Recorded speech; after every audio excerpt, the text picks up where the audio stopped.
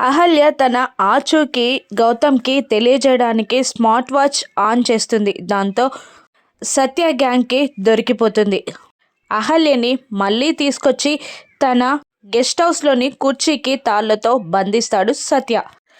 Smart వాచ్లో గౌతమ్కి phone చేస్తాడు సత్య. గౌతమ్ గారు అని అంటూ ఉంటుంది అహల్య.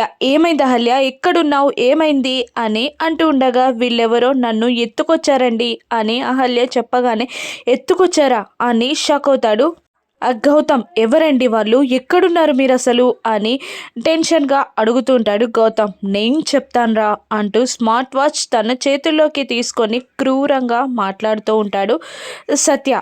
ఎవర్రా నువ్వు అని గట్టిగా అరుస్తాడు గౌతమ్. నేన్రా, నన్నే మర్చిపోయావా సత్య అని గట్టిగా అరుస్తాడు సత్య కూడా. దాంతో గౌతమ్ షాక్ అవుతాడు.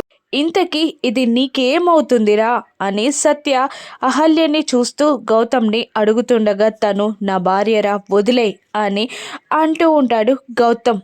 భలే దొరికారా ఇద్దరు, 1 బుల్లెట్ 2 షాట్స్ అని అంటూ ఉంటాడు సత్య. ప్లీజ్ రా, తననేం చెయ్యకు, తను ప్రెగ్నెంట్ రా అని గౌతమ్ బ్రతిమిలాడుతూ ఉండగా, ఏంట్రా ఈరోజు నాకు ఆఫర్ల మీద ఆఫర్లు తగులుతున్నాయి, ఒక్క బుల్లెట్కి 2 పిట్టలు అనుకుంటే కాదు 3 పిట్టలు అంటున్నారు అని అంటూ ఉంటాడు సత్య విలనిజంగా.